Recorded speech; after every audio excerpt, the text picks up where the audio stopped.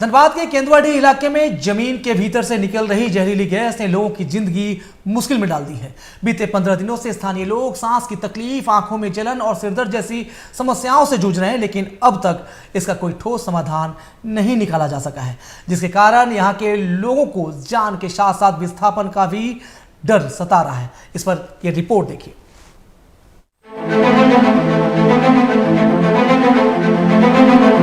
केंदुआडीह में जहरीली गैस रिसाव जारी। 15 दिन बाद भी हालात में नहीं हुआ सुधार। अब तक 2 लोगों की जा चुकी है जान।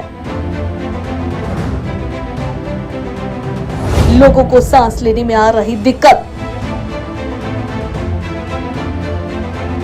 लोगों को सता रहा विस्थापन का डर। बीसीसीएल से जल्द समाधान करने की मांग। धनबाद के केंदुआडीह इलाके में जमीन के भीतर से निकल रही जहरीली गैस ने आम जनजीवन को पूरी तरह से अस्त व्यस्त कर दिया है।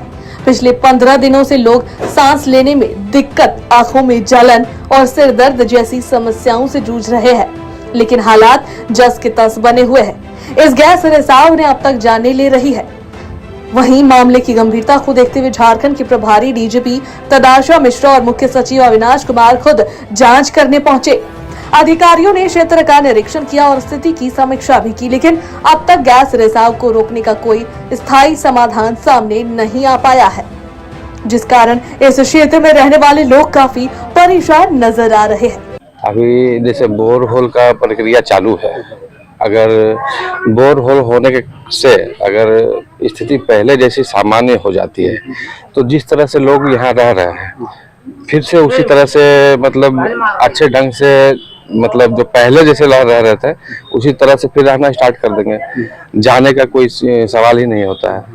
50 साल से, कोई 100 साल से, कोई मतलब 70 साल से, तो जिसका जैसा यहाँ पे व्यवस्था बना हुआ है वो व्यवस्था वहाँ पे मिलेगा, तो सारे लोग जाने के लिए तैयार है। इस क्षेत्र के लोग सिर्फ गैस रिसाव से प्रभावित नहीं, बल्कि इन्हें चिंता सता रही है विस्थापन की।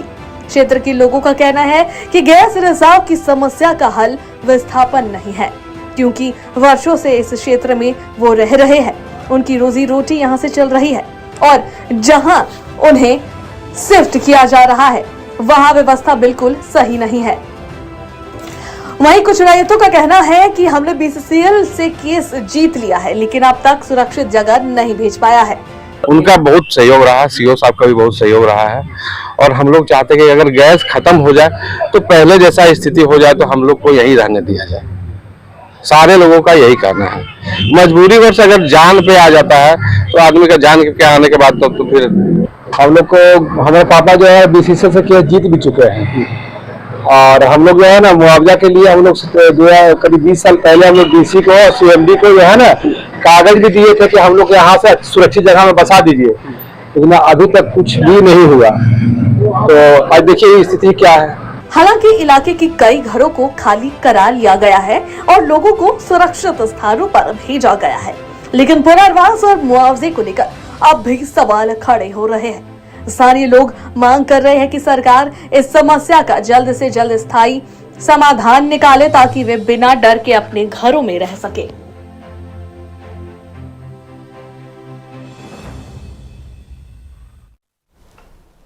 और पूरे मामले पर हमारे साथ हमारे संवाददाता अशोक फोन लाइन पर जुड़ चुके हैं। अशोक, देखिए बीते 2 दिनों से वहां पर नाइट्रोजन फिलिंग का काम शुरू किया गया है, लेकिन अब तक उसका क्या स्टेटस है ये बताएं। और कहीं ना कहीं लोगों की चिंताएं अब भी है कि अगर गैस के रिसाव को खत्म नहीं किया गया, नहीं रोका गया 100%, तो फिर एक बार फिर उनके सामने विस्थापन का डर रहेगा। जी अशोक। जी कृष्णकांत, आज 2 दिन से लगातार जो है होल बोरिंग किया जा रहा है, और जिसमें आज 3 पॉइंट इन लोग अभी तक बताया कि 3 पॉइंट पर होल बोरिंग किया जाएगा, बोर होल किया जाएगा, जिसमें कि एक जगह आज नाइट्रोजन का जो फिलिंग जो किया जा रहा है, और यहाँ से दूसरे में भी आज बोर होल से किया प्रक्रिया चालू है वर्तमान में, और इसमें भी हो सकता है कि कल इसमें भी नाइट्रोजन के फिलिंग किया जाए। और जैसा कि आज देख सकते हैं कि आज बीसीसीएल के सीएमडी और कोल इंडिया के चेयरमैन भी अभी 20 साई राम अभी आए थे, और उन्होंने भी इस बात को लेकर आशा जताई है कि हो सकता है कि अगर हम लोग ईश्वर का अगर कृपा रहे तो यहाँ पर सफल नाइट्रोजन फिलिंग के बाद अगर गैस पर अगर काबू पाया जाता है तो हम लोग काफी आक्रामक रूप से अन्य जगहों पर भी इस तरह के प्रक्रिया करेंगे जिससे कि यहाँ के लोगों को राहत मिले।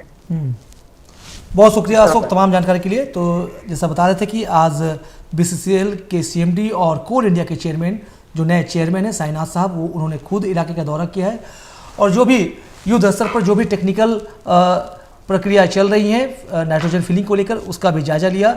लेकिन अभी भी इफ और बट जारी है, क्योंकि अगर इससे गैस रिसाव नहीं रुकता है तो फिर से पूरी आबादी के सामने विस्थापन की समस्या आ जाएगी। हालांकि जिस तरह से जो रेस्क्यू का काम किया जा रहा है, नाइट्रोजन फिलिंग का काम किया जा रहा है, अभी भी लोगों को उम्मीद है कि उन्हें राहत मिलेगी।